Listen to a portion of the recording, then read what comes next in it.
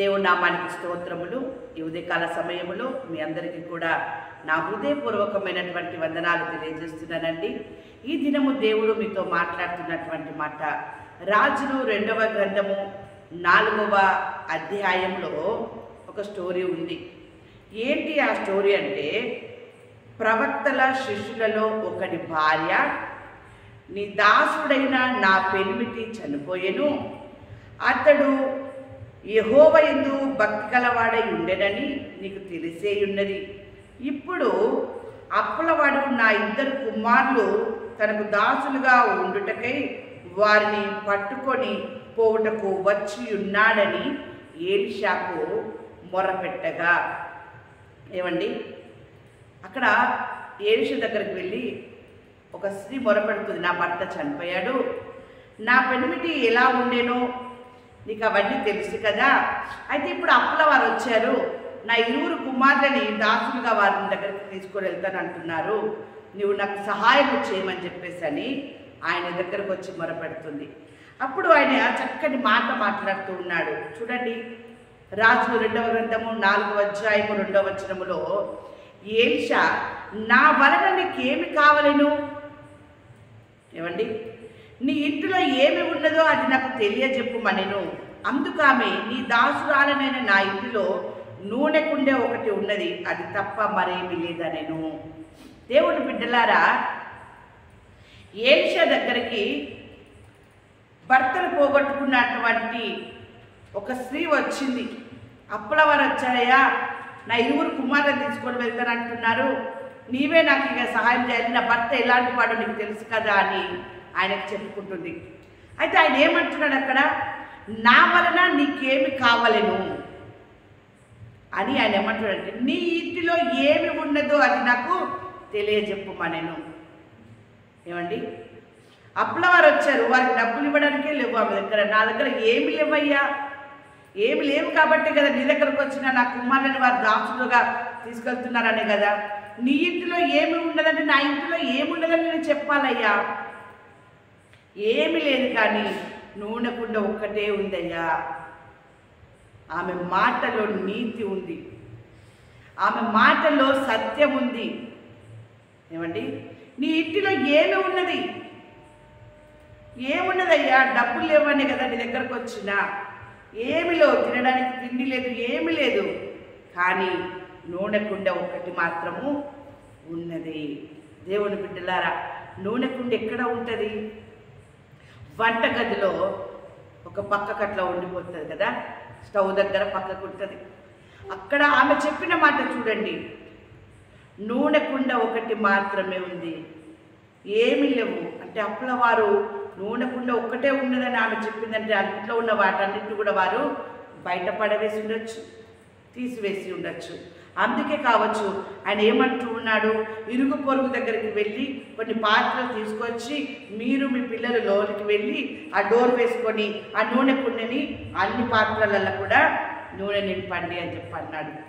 ఏమండి, ఆమె సత్యము చెప్పింది అక్కడ, ఆమె బొక్కలేదు. కొంతమంది అంటారు కదా, ఏముందమ్మా మీ ఇంట్లో అంటే, ఉండి కూడా మా దగ్గర ఏముందయ్యా, జాలి పడాలని సహాయం చేయాలని అబద్ధాలు చెప్తా ఉంటారు. ఆమె ఉన్నది ఉన్నట్టుగానే చెప్పింది. ఎందుకు తెలుసా? ఆమె యొక్క భర్త భక్తి గలవాడై ఉండెను. ఆమె భర్త భక్తి గలవాడిగా ఉన్నాడు అంటే ఆమె కూడా భక్తి పరురాలే. తన పిల్లలు కూడా భక్తిని నేర్చుకున్న వారే, వారి పిల్లలకు కూడా భక్తి నేర్పించి ఉన్నది ఆమె. కాబట్టి ఆమె ఆ ప్రవక్త దగ్గరికి వచ్చింది, ఆయన చెప్పినట్టు చేసింది, ఆమె చెప్పినట్టు కూడా వారి పిల్లలు విన్నారు. అన్నీ నిండిపోయినాయి. ఇక ఒక సలహా ఇచ్చాడు, ఆమె ఆ సలహాని పాటించింది, అది నెరవేరింది. ఆ సలహా ఆమె వినడమే, ఆ సలహా ఆమె పాటించడమే ఆమె భక్తిగల జీవితం. దేవుని బిడ్డలారా, ఆమె నీతిగల జీవితం అది. అందుకే వాక్యం సెలవిస్తూ ఉంది, సామెతలు 10వ అధ్యాయము 24వ వచనంలో, భక్తిహీనుడు దేనికి భయపడునో అదే వాని మీదికి వచ్చును, నీతిమంతులు ఆశించినది వారికి దొరుకును. దేవుని బిడ్డలారా, ఆమె భర్త భక్తిపరుడుగా ఉంటూ ఉన్నాడు, అదే భక్తి ఆమెలో ఉంది, అదే భక్తి ఆమెలో ఉన్న భక్తి వారి పిల్లలకు కూడా ఉంది. కాబట్టి ఆమె ఏది కావాలని ఆశించి ఉన్నదో ఆమె భక్తి జీవితమే అది ఆమె ఆశించింది ఆమెకి దొరికేటట్టు చేసింది. దేవుని బిడ్డలారా, ఈరోజు నీవు కూడా భక్తిహీనురాలుగా ఉండి నా ఇంటిపైకి ఇది వస్తుందేమో, నా పైకి ఇది వస్తుందేమో, లేకుంటే నాకు ఇదేమైనా జరుగుతుందేమో అని ఒకవేళ నీవు భయపడ్డట్లయితే అదే నీ మీదకి వస్తుంది. కానీ నువ్వు భక్తిపరుడుగా నీతిమంతులుగా ఉండి దేవుని యందు భయము భక్తి కలిగిన స్థితిలో నీవు ఉన్నట్లయితే నువ్వు ఆశించినదే నీకు జరుగును. నువ్వు మంచి ఆశించుతావు. ఏ మనిషి అయినా మంచి కోరుకుంటాడు, మంచిగా ఉండాలని కోరుకుంటాడు. అలాంటిది నీకు జరుగుతుంది అని దేవుడు చెప్పుచూ ఉన్నాడు. దేవుని బిడ్డలారా, వాక్యం సెలవిస్తా ఉంది. సామెతల గ్రంథము 3వ అధ్యాయము 33వ వచనములో, భక్తిహీనుల ఇంటి మీదకి యెహోవా శాపము వచ్చును, నీతిమంతుల నివాస స్థలమును ఆయన ఆశీర్వదించును.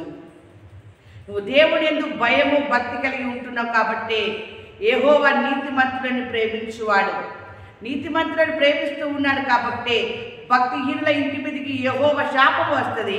నీతిమంతులుగా నీవు ఉన్నట్లయితే నీ నివాస స్థలమును ఆయన ఆశీర్వదిస్తాడు. దేవుని బిడ్డలారా, ఆ తల్లి ఏమి కోరుకున్నదంటే, అప్పుల వారు నా 2 పిల్లల్ని దాసులుగా తీసుకుపోతున్నారు, అలా జరగకూడదు అని చెప్పి ప్రవక్త దగ్గరకు వచ్చి నా భర్త ఎలాంటి వాడో అని ఆమె ఇంకా ఎన్నో మాటలు చెప్పుకొని ఉన్నది. అప్పుడు ఆయన చెప్పిన మాట ఆమె విన్నది. ఆమె కూడా సత్యమే పలికింది.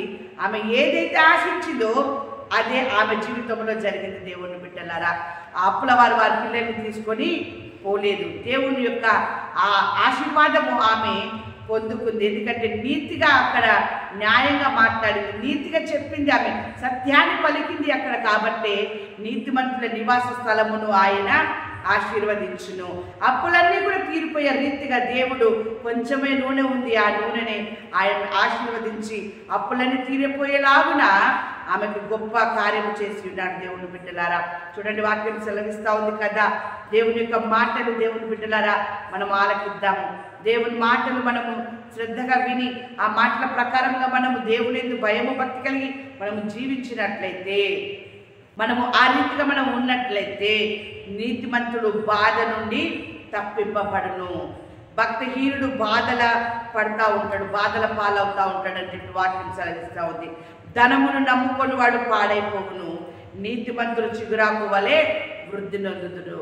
దేవుని బిడ్డలారా, ఆమె నీతిగా ఉంది కాబట్టి దేవుడు ఆమె కుటుంబాన్ని ప్రేమించి ఉన్నాడు, ఆమెను ఆశీర్వదించి ఉన్నాడు, ఆమె వృద్ధి పొందింపజేసి ఉన్నాడు. ఆమె ఆశించింది దేవుడు ఆమెకి కలగజేసి ఉన్నాడు.